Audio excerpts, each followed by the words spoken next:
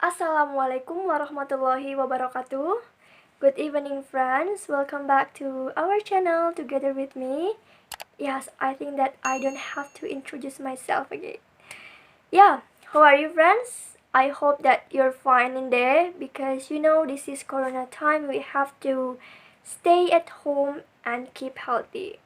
Nah, pada kali ini saya tidak membahas mengenai tentang bahasa Inggris itu sendiri, but more in my assignment, tugas kuliah saya lagi. Jadi, first thing first, I would like to say thank you very much for the opportunity that giving to my friends and me. Therefore, this is our turn to present our material, and it's about assessing reading or receptive skills.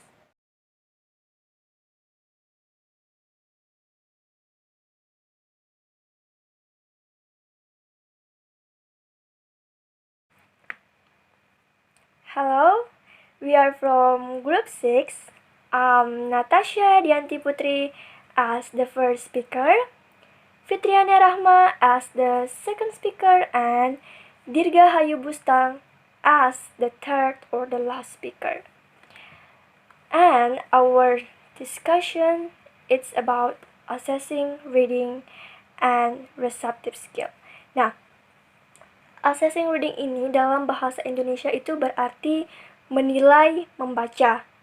Receptive skill adalah keterampilan reseptif. Nah, di sini saya sebelum masuk ke materi, ada baiknya kalau kita introduction dulu.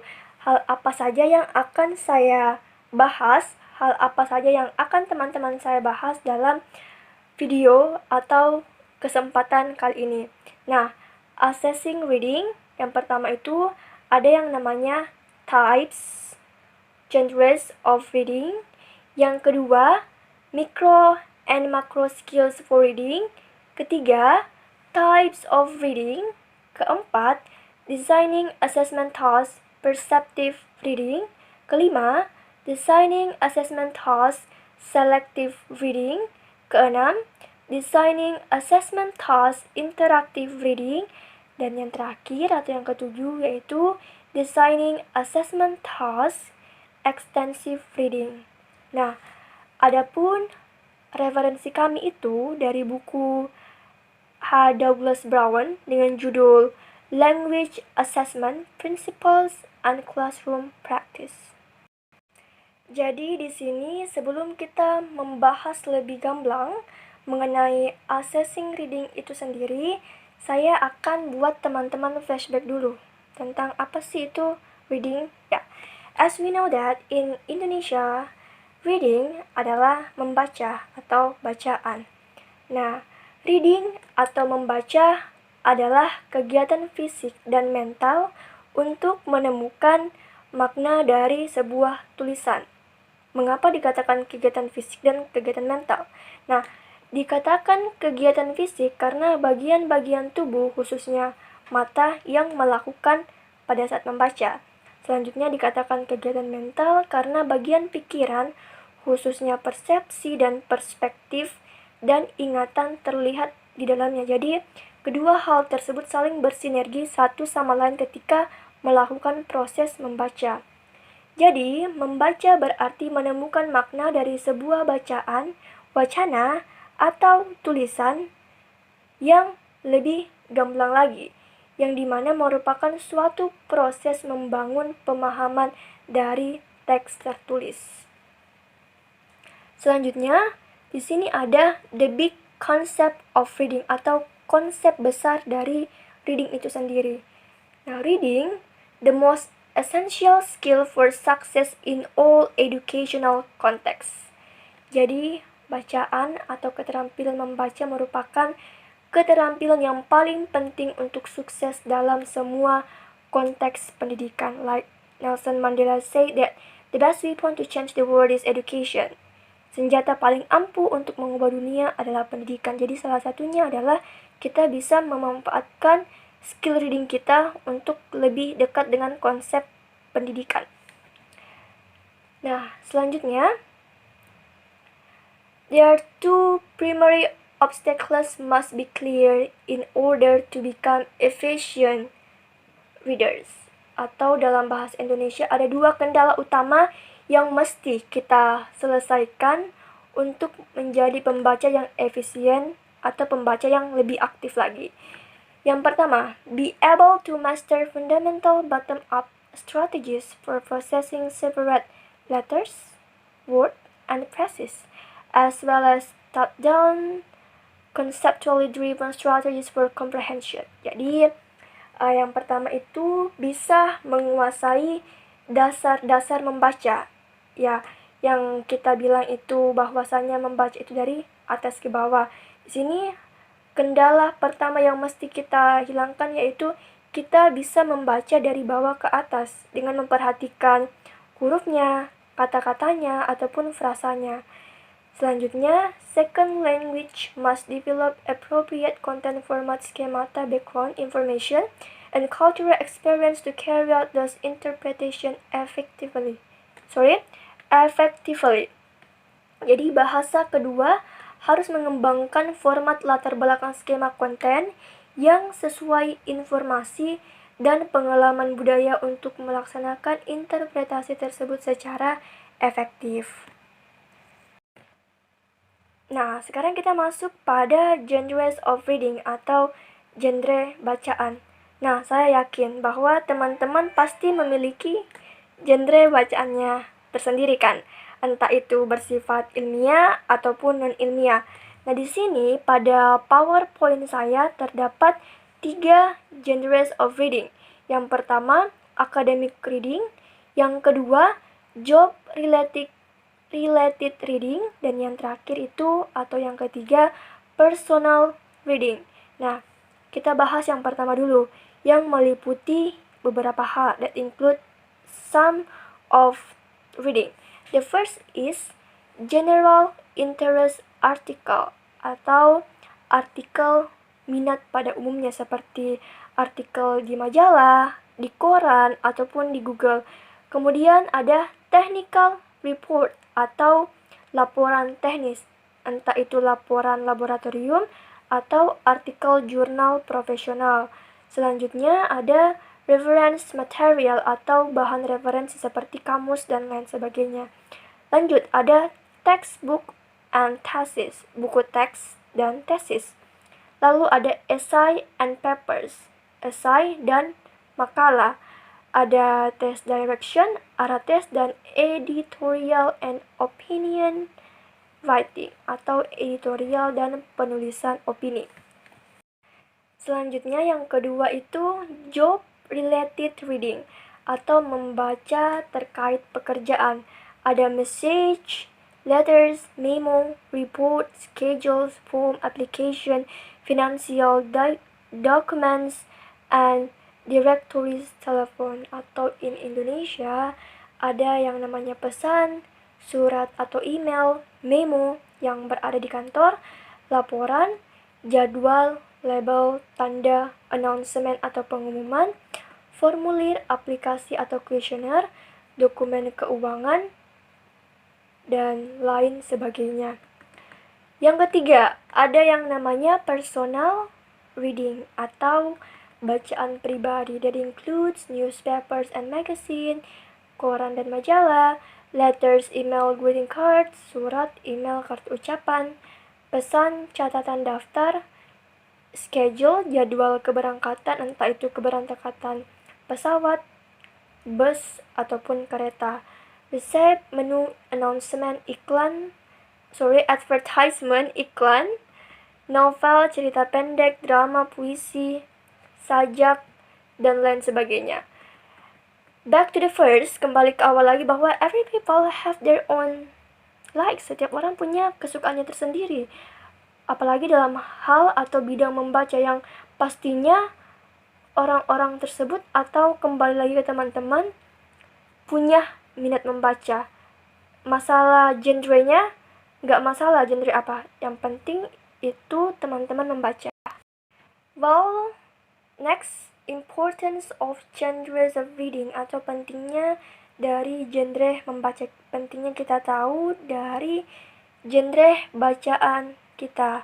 Nah, it enables the reader to apply certain schemata that will assist them in extracting appropriate meaning, atau ini memungkinkan pembaca untuk menerapkan skema tertentu yang akan membantu mereka dalam mengetahui yang sesuai dengan dirinya. Jadi, pembaca itu tahu bahwa misalkan mereka membaca buku novel, nah, mereka suka dengan buku novel tersebut, jadi ya, buku novel tersebut itu sesuai dengan apa yang mereka baca, sesuai dengan dirinya.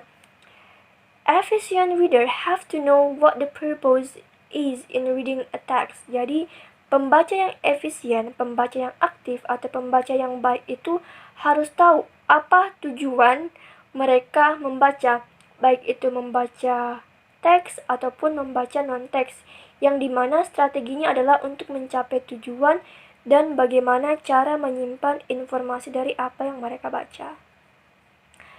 Selanjutnya, readings that include in two kinds. The first is micro and the second is macro. Jadi, micro and macro skills for reading.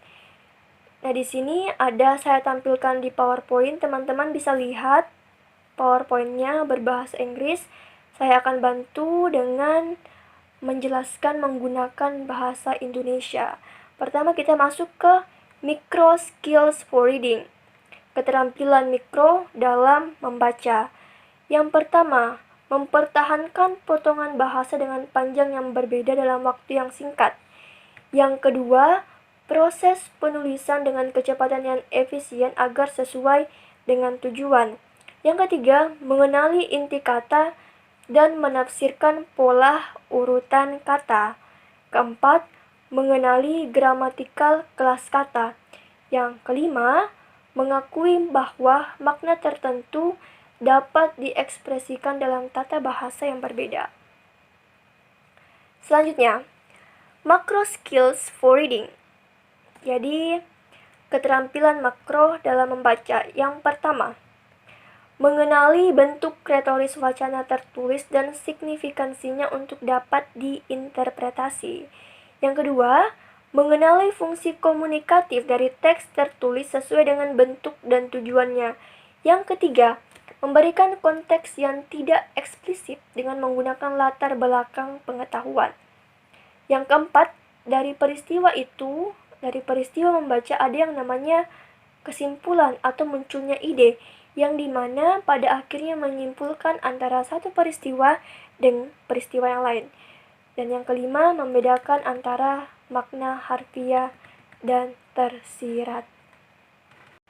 Well, the next is principal strategies for reading comprehension, atau strategi utama untuk pemahaman membaca. Jadi kalau kita membaca itu kita mesti punya strategi ya, teman-teman. Karena tanpa strategi itu kita kayak jalan kosong gitu. Iya. Yang pertama, identify your purpose in reading text. Jadi, pertama itu kita harus mengidentifikasi tujuan dari membaca. Apa sih tujuan kita membaca? Yang kedua, apply spelling rules and convention for bottom-up decoding. Terapkan aturan ejaan dan konversi untuk decoding dari bawah ke atas. Ketiga, use lexical analysis to determine meaning. Gunakan analisis leksikal untuk menemukan makna. Keempat, guess at meaning when you aren't certain. Ketika teman-teman tidak yakin, maka telusurilah kembali teks untuk mengetahui intisari dan gagasan sebuah teks. Kelima, skim the text for the gist and for main ideas. Pindai teks untuk informasi yang lebih spesifik. And then, scan the text for the specific information. Sama, pindai teks untuk informasi yang spesifik, baik itu namanya, tanggal, atau kata kunci dari teks tersebut. Selanjutnya ini yang keberapa? Yang ketujuh, use silent reading technique for rapid processing. Gunakan teknik membaca diam untuk memproses bacaan lebih cepat. Kedelapan, use marginal notes outline, charts, or semantic maps for understanding and maintaining information. Gunakan catatan pinggir, garis besar, atau grafik untuk memahami dan menyimpan informasi. 9. Distinguish between literal and implied meanings. Bedakan antara makna harfiah dan tersirat. Dan selanjutnya yang ke-10 itu, or the last one is capitalize on discourse markers to process relationship, atau memanfaatkan penanda wacana untuk memproses hubungan dari tiap kata.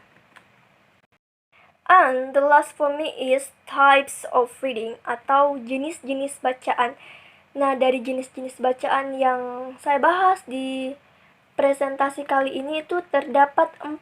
Yang pertama, perseptif, selektif, interaktif, dan ekstensif. Untuk lebih jelasnya, keempat hal tersebut akan dibahas langsung oleh teman-teman saya, Fitriana Rahma dan Dirga Hayu Bustang. Mereka berdua akan membahas lebih dalam, lebih holistis mengenai keempat jenis-jenis dari bacaan ini, beserta contoh-contohnya. Jadi, ya, I think that's enough for me ya. Teman-teman bisa lihat. Oke. Yap, that's enough for me, friends. Tadi saya sudah membahas mengenai reading itu sendiri atau memberi pengantar sebelum masuk pada inti dari materi kita hari ini. Nah, untuk lebih jelasnya atau lebih mendalam lagi akan dijelaskan oleh teman-teman saya, Fitriana Rahma dan Dirga Hayu Bustang. So, please welcome to them, Fitriana Rahma as the second speaker and Dirga Hayu Bustang as the third or the last speaker. The last I say, don't forget to subscribe my channel, like,